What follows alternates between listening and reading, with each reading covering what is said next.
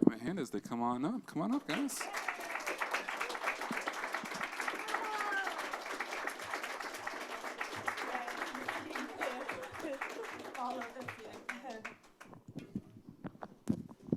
So I'll let them introduce themselves.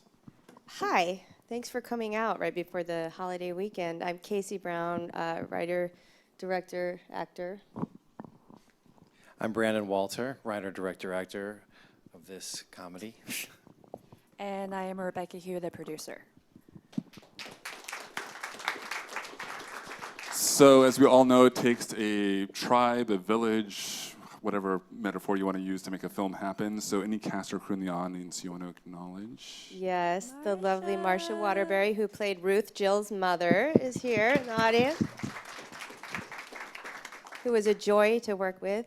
And she came on very last minute and was a consummate professional. And it was raining the day she came, and we had to change all her scenes around, and she still gave it. So yay for Marcia. Awesome. So for those watching in the audience, we do these screenings to be able to tell the story of how the film happened to inspire and encourage you to make your own work. So with any film, it starts with story and script. You can't make a film without that. So you can want to talk about how that kind of came to be? Yeah, Casey had a dog sitter, and her name was, surprisingly, Jill. And she would take Layla, Who's my real dog? who was a real dog, she would take her to the nail salon, to get a haircut, and to like the movie theater, and she would take photos of Layla. Look where we are, we're at the nail salon, we're here. And every day that she'd bring her back home like a half an hour later every time. Like she was falling in love. And like, she was calling her BFF. yeah, and so I said to Casey one day, like, well, what if she never brings your dog back? And that's pretty much where the idea came from, and we just, all these ideas just flooded to us, and we started writing the script. Yeah, and then we also noticed modern dog culture has evolved rather quickly. Just even in the last 10 years, pet parents terms, fur baby terms, people stuffing dogs in Bjorns and pushing them in strollers and feeding them like children. So that was interesting to us. And obviously the title is an homage. Were you guys reading the book at the time? Was that just something that kind of later, like, how did that? We were brainstorming titles, and Casey just goes, "Gone, Doggy Gone." I was eating I think cereal. I said not without my dog turd. Yeah, that was the first time. one. And then she goes, "Gone, Doggy Gone." I was just like, that's just too funny. Okay, that's it. That was it. So it was a pretty ridiculous title, you know. And plus it plays on the Gone, Baby Gone, which is a kidnapping movie. Right. And so we wanted to have that. Nice. And then talk a little about your comedy inspiration, kind of where you guys learn comedy, kind of, you know, all that kind of stuff. I've always loved comedy. I've always loved all kinds of comedy since I was really little. And some directors I really like are Paul Feig and Coen Brothers, and I like characters that go deep psychologically, but also where they really explore their complex characters. Yeah, like Judd Apatow's characters. Yeah, where it's like drama and comedy. I like that mixture, even though it's not blockbuster usually, like when you go in those weird directions. Yeah, nuance. We like nuanced stuff, and we like the same stuff. I really love Mike Judge. In fact, I'm wearing one of my favorite shirts I ever got. He always wears his shirt. It's the Idiocracy shirt. This was given out to the cast and crew. I scored it from someone. And I don't know if you've ever seen that movie, but it's the best movie ever. And we have Richard Reilly in our film, which was also in Office Space, so that's pretty exciting. Yeah. Yeah, Office Space, definitely. So story, how do talk a little bit about how the practical story and the script, you guys writing together, just kind of that process. What was your guys' process?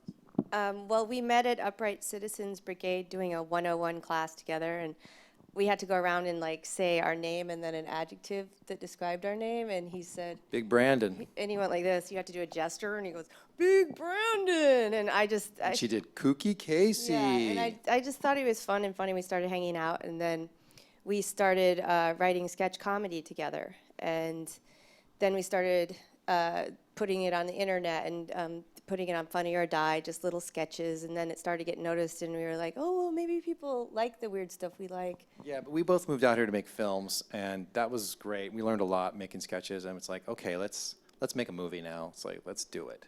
You know, we were doing that for like 3 years. Yeah.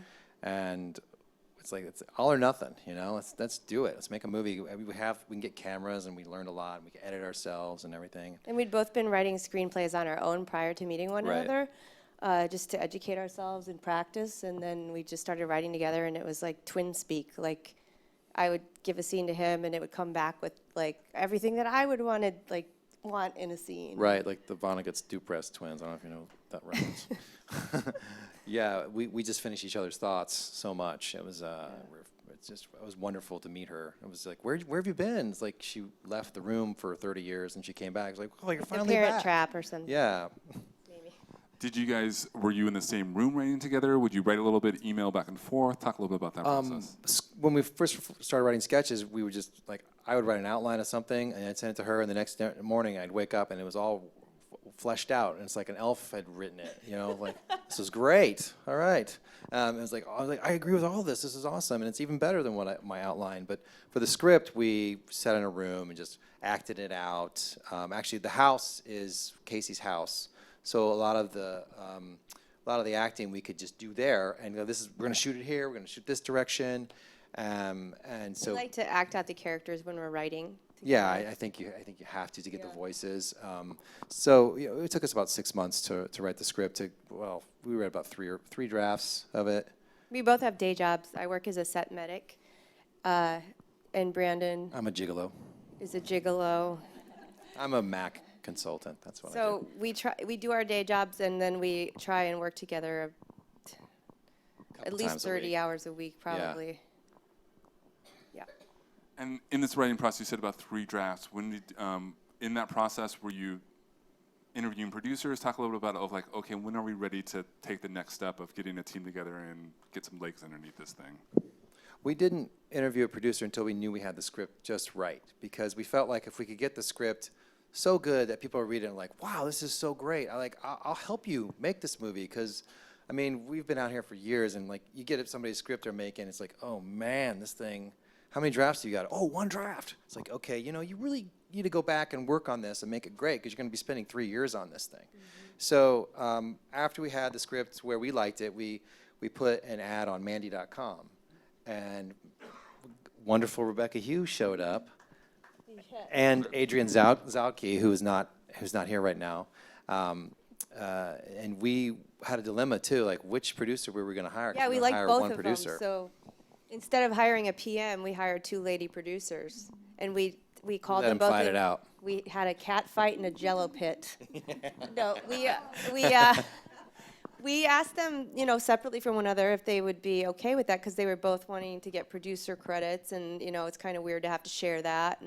But we're like, no, we really think you guys will work well together, and this project is pretty massive. We plied them with drinks too. And then we so plied them that with helped. drinks. So let's talk about it from your perspective, Rebecca. What made you say yes? And 2, you were working with a producer you apparently have not worked with before, so kind of that process.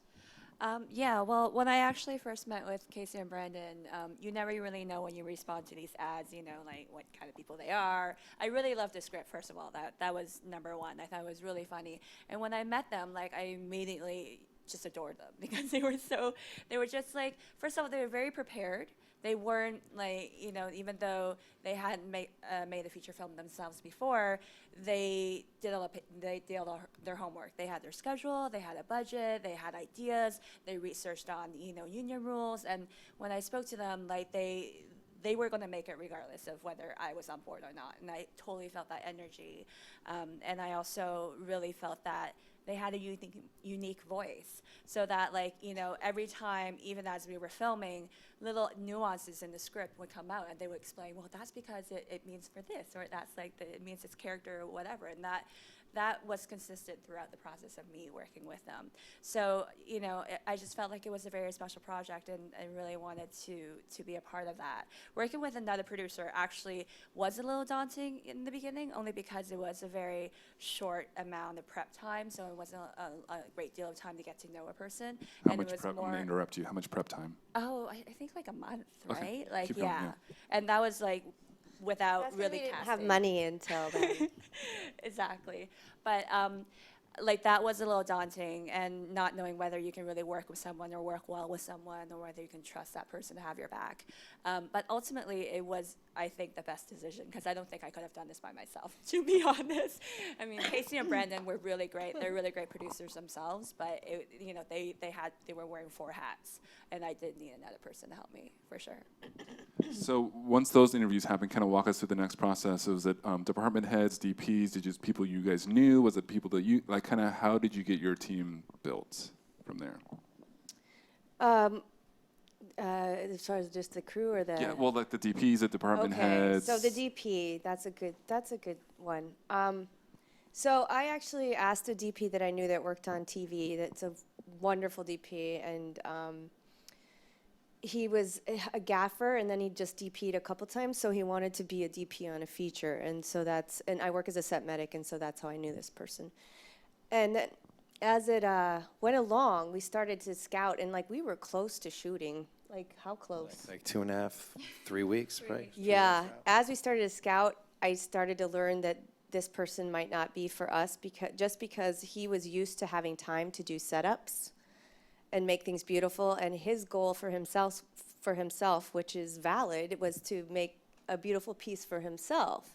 However, we didn't have the budget to move at that pace, and I could feel it as we were going to locations, and he was like, well, I think we're going to do this and this, and I'd be like, or we need this equipment or this, and I was like, and I started feeling that feeling. So this is like a good point, because I think one of the number one things we've learned as filmmakers is how to let people go that aren't on the same path you are, because you don't have the time or the money for people that aren't riding the train with you. And it's not a negative thing, and he and I are still friends, but we had to let him go and look for someone else because it couldn't move in the same direction. It was pulling. Was he also not available for a lot of the prep as well? He was traveling or something too, In right? the beginning of it, for the for the scouting. That's why it took so long like, to learn it wasn't working. Yeah.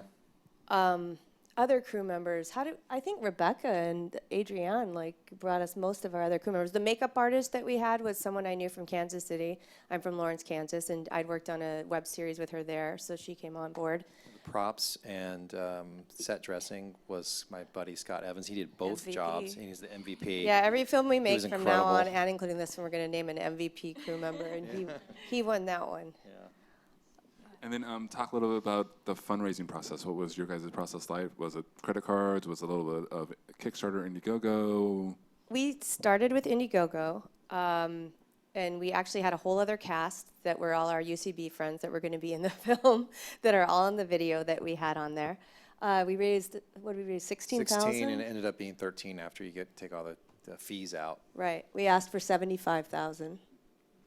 And honestly, it turns out that most, I would say 98 or to 99% of those donations or contributions were our friends and family. And we were like, well, why do we even need to do Indiegogo? We could have just put up a PayPal, please give us money.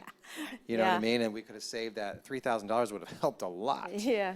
So That's how we started. It's par for the course. And then right? we had a private investor, and then Brandon and I act in commercials. And we hadn't booked anything for a while, and the reason we never knew if we were going to get the money. We just, I think when you're going to make something for yourself, you just have to schedule a date that you're going to do it by, set your start date, and you put it on the calendar, and that's it. And every day you panic until you get there. But I believe in positive intention. Yeah, like the law of attraction, you draw it to yourself. I do believe in that. And Brandon and I were talking to each other on the phone one night, and I was drinking wine in the backyard and wandering around and wondering how I was going to accomplish this, and we didn't know what we were going to do. And in the next week, he and I each booked a national commercial, and they were so big that the money started rolling in quickly. Yeah. I booked a Sprint, and he booked a Verizon. Sprint and Verizon, that's hilarious, right? And so that helped with a lot of the financing. It made it possible, yeah. So you talked a little bit about it. Let's dig a little deeper. You obviously have a wealth of actors, comedic actors and everything like that. Yeah. It sounded like you wrote for people in mind initially, but it Yeah. didn't sound like it turned out that way. So No. talk a little bit about that. No, that was hard. Well, a couple of the people that we wrote for, one of them moved away. Let's see, that was Allison. She was going to play Jill. She was going to play Jill. Another person decided not to act anymore, right? Yeah, she got a job and wanted a job. That was And going to play Kat. another person started doing more commercials and couldn't really commit to basically no money. and to have a family, and like, well, I have to be responsible. And he got a new manager He got a new manager at that the time. didn't want him to do it Right. So it's for like, and $100 we wrote a it for day. him, actually. for so, the Dan character, the yeah. detective. So we had to we could go back But to the the drawing worst board. part was they kept like going away as we got closer to our shoot date, and Yeah. in increments, and Yeah. we never saw it coming. And it No. would just we'd be just doing something, and all of a sudden, hey guys, you know, Guys, like oh my god, I'm moving to Tennessee. What? yeah, We wrote this for you. yeah. Yeah, I know. Okay, well, so we had to have auditions. And we did casting with casting Rebecca. with Rebecca and Adrienne, and that was really awesome. There's so much talent out here. It's pretty overwhelming, and we saw so many Dans. Actually, the first person who walked in for Dan was Jeff Sloniker, and Casey and I were like, "Oh my God, I think we Yeah. found him." And we had to see all the other Dans, and they were great. There were some other great options. There were different So directions. many good ones. You know, but it was his chemistry with Shayna too, and actually Shayna it was the same thing. She was the first one The to one that walk played in, Jill. and Casey was kicking me under the table. Like I was like, yeah, I know. It's like that's her. That's totally her. So, but it was a really fun process. It was really cool being on the other side of the table because Brandon and I audition a lot, and I've been acting since '99 out here. And to be on the other side of the table was just like, it was so nice to be able to be kind to people. Yeah. Like to know how they felt, and like when they were looking nervous, to be like, okay, if you need a moment, you can step out of the room and like just, you know, and then come back and like, this is fun. Let's have fun. And we improv'd with them. We got up there with them. Go outside, get a massage, come back in. Do what you got to do. And then what is being on the other side and understanding what is kind of that it factor? Is it just obviously some of it's chemistry, but Yeah. you eventually have to make a decision to go one way with the character versus someone else's valid other way. How do you Yeah. guys? You just debate until someone it's wins. just a gut feeling. You know, to me, it's just a gut. We both look at each other. It's like ding. It's like yeah, okay. We don't have to talk. We know that's the person. I think that's the best thing that I learned as an actor is that like there were so many people that were amazing. Amazing. Yeah. And like when I leave, I always think, oh, must have done that or this or whatever when I leave an audition. And like maybe I was awesome, but like the writer just had this picture in their head when they were writing, or the director, because we were both. And it's like literally when Shayna's image came up on Actors Access, from that first minute, she had her hair in these buns that we ended up using for the putting in the movie, and this sunflower in her hair, and she looked so quirky and strange that it just evoked what we were already writing in the script. And like I knew then, like before anyone even had a chance. So it's like you do all the work and you go in there and you leave and you wonder, you know, what's wrong with me? Nothing. Like it could have been they just saw their image on Actors Access and that was it. I just want to say a little bit about Shayna. I mean, I really loved her at the moment because I was doing a lot of the readings during the audition, so Casey and Brandon can watch. And I immediately loved her. I thought she was great for Jill. But I think during that process, we were all worried about not having a so-called name actor or whatnot, and that we heard a lot of arguments from other sides saying, well, this other actor is a better choice because she was going to book a Judd Apatow movie and possibly be a big name.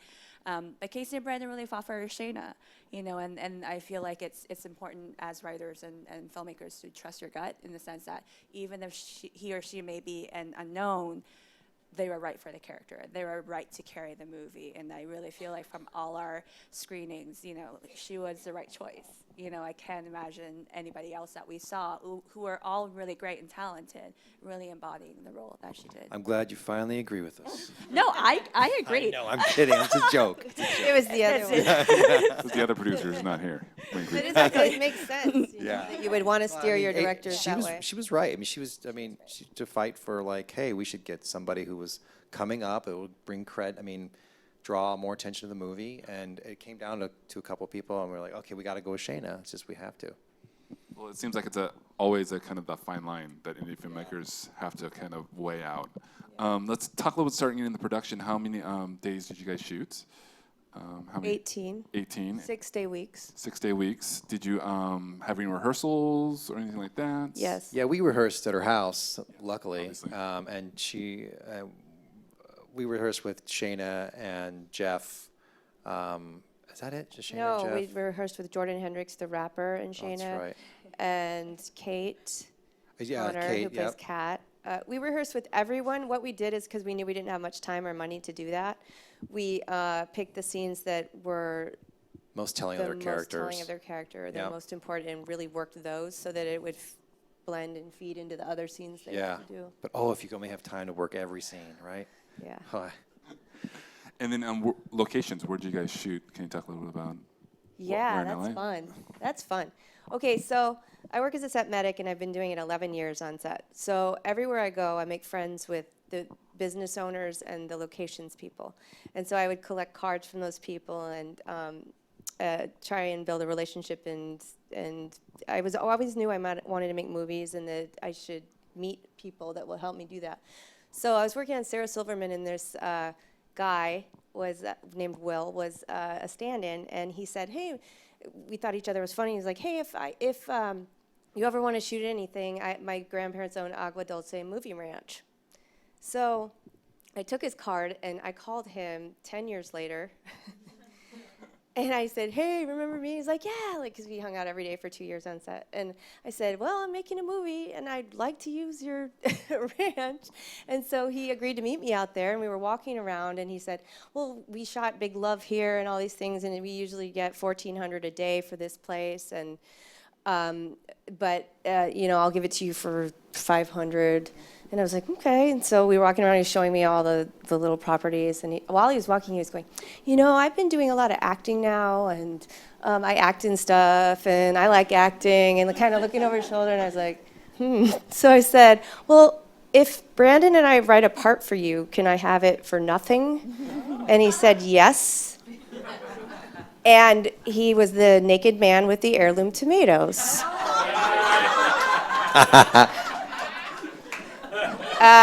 The place we shot the Detective Richard Reilly scenes is the place I fill my oxygen tanks. And we did not have to dress that place much. It is filthy.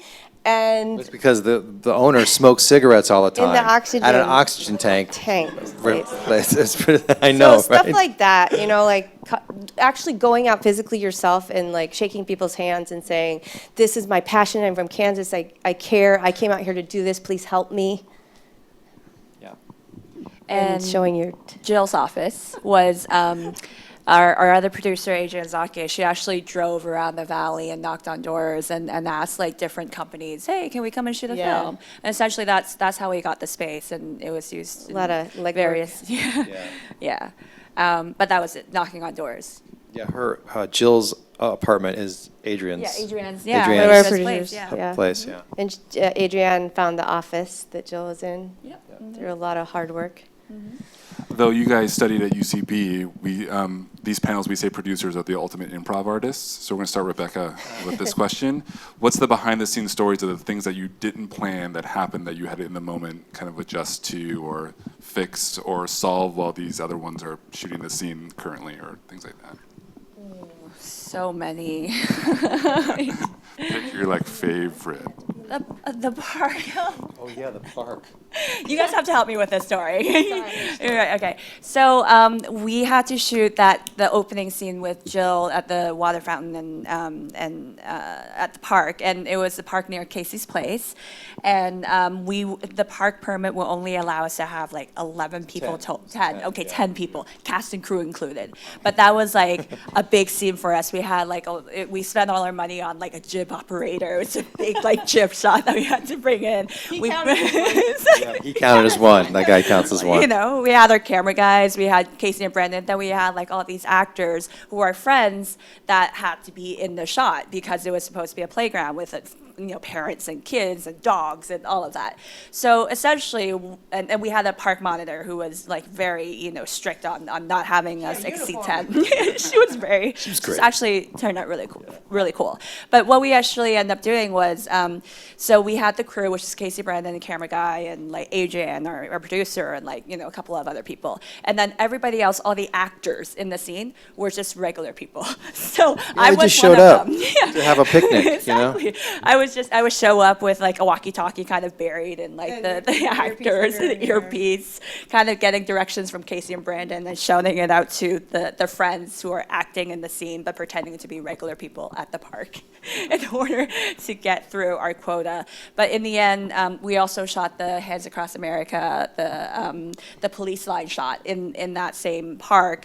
And again, it was like we had regular actors show up, and I would pretend to go up to, or Adrienne would pretend to go up to them and be like, "Hey, would you like to be in our movie?" And they would have to act and say, "Yes, we would like to be in your movie." The park lady came up to me afterwards and she goes, "Oh my gosh, I have never seen so many people just join in." And she was in the police line in the movie. She was in the movie. She was in the by the movie. end of She it. loved it. Yeah, she had fun. So we got a great scene with a lot of like background actors, without really paying for that. That's very creative. That's impressive. Any other ones that you guys want to add to, or any ones that you behind the That's scenes? the best That's the one. best one. That's the best one. Yeah. Let's talk a little post-production, because you guys brought props. Our first filmmakers to bring props. I love it. Yeah, we brought props. But before we get into distribution, let's talk a little bit about you guys.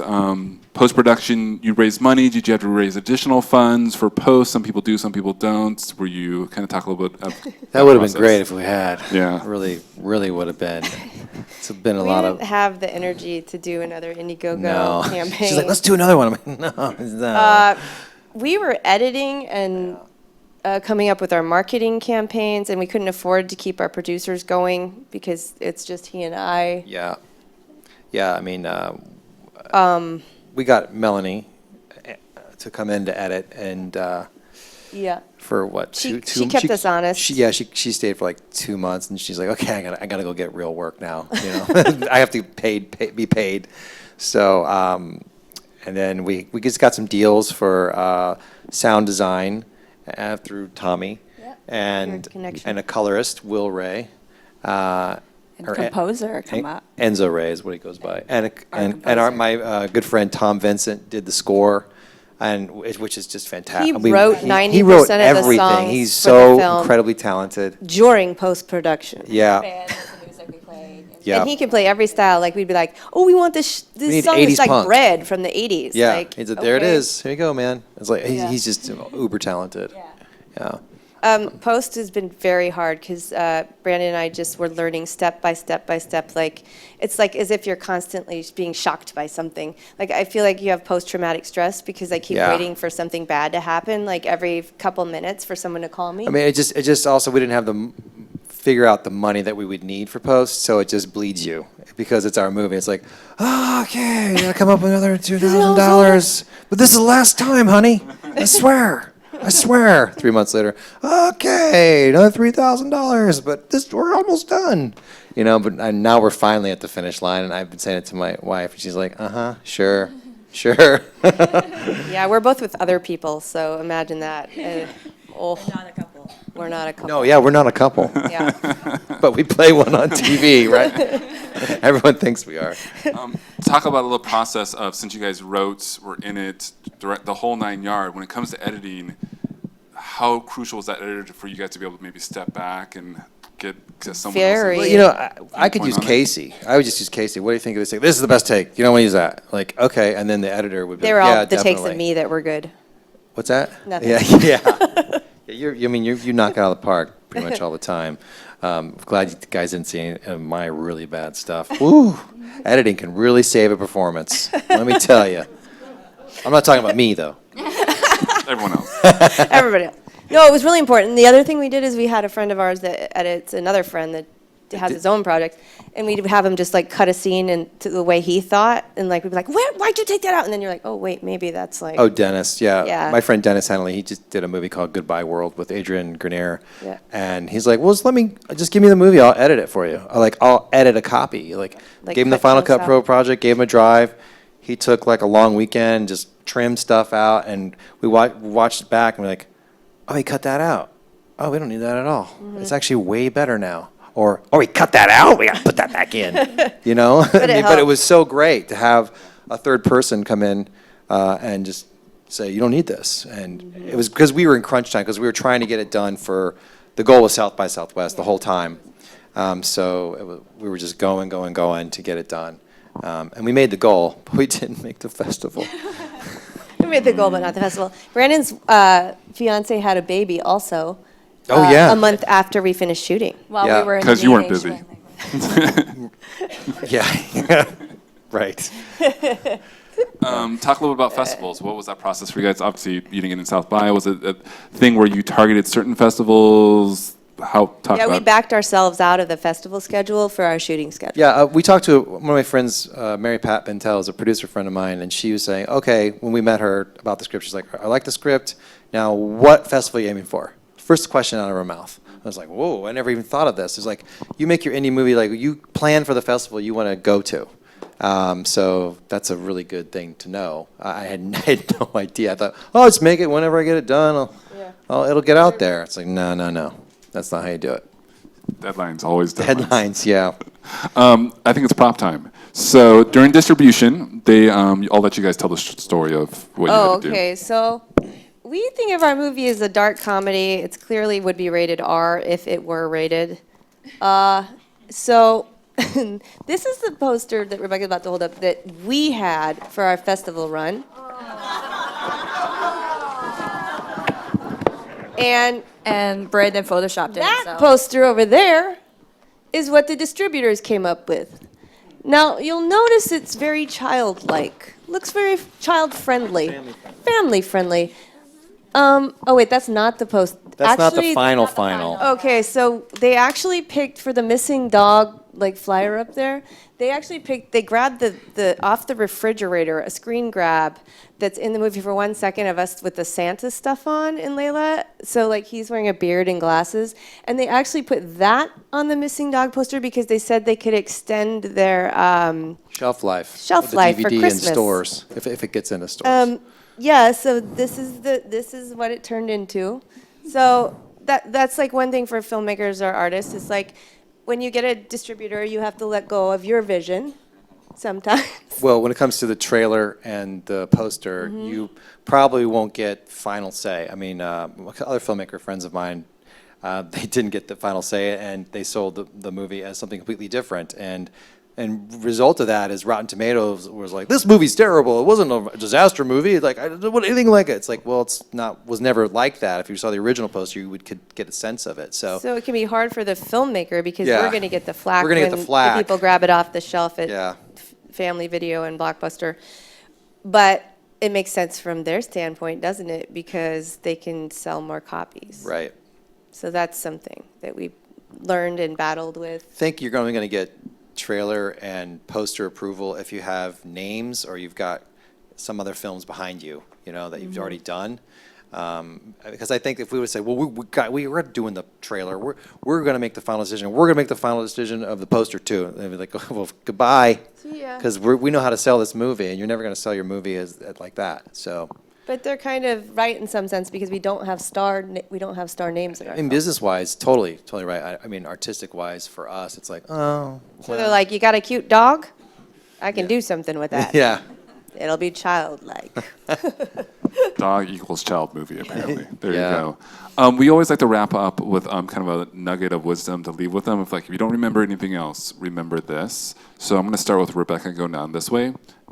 You guys acting, directing, writing, however you guys want to cover that. But producing-wise, if you could leave someone who's like, okay, this is their first feature they're going to produce, what do you want them to remember?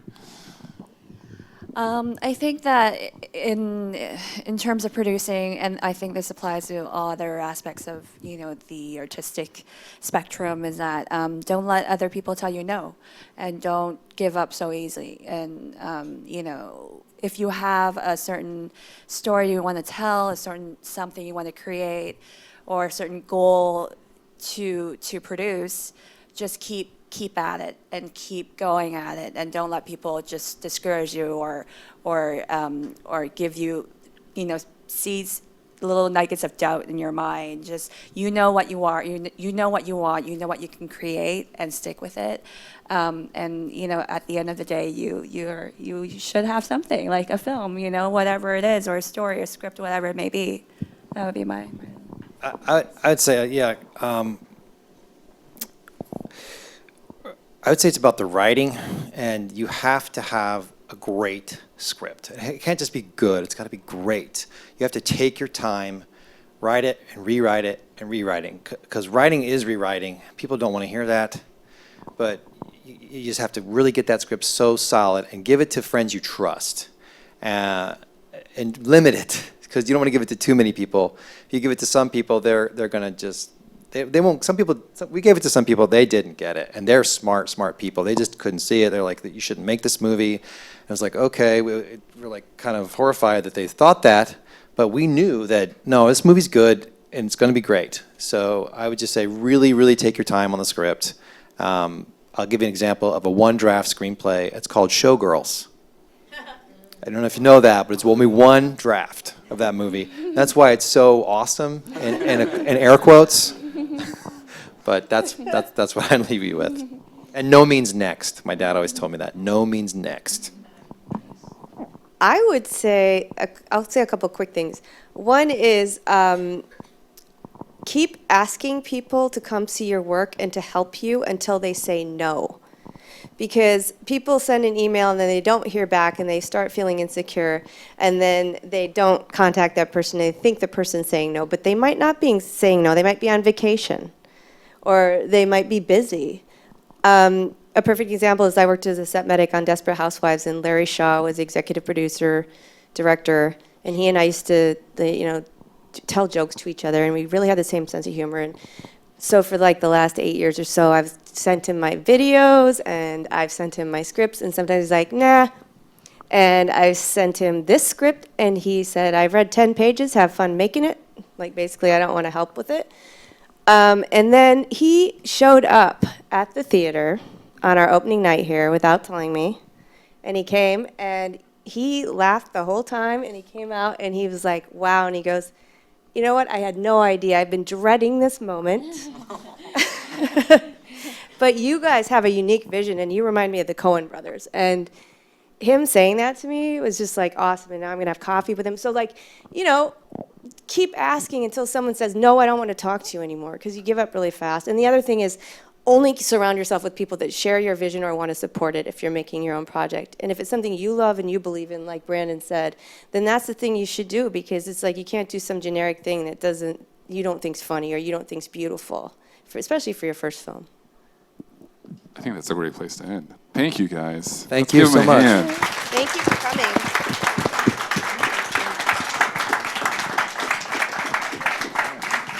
Thanks for coming out, y'all. Do those surveys if you will. They have some postcards if you want to grab one. Oh, at the yeah. table. Also, we're on Facebook.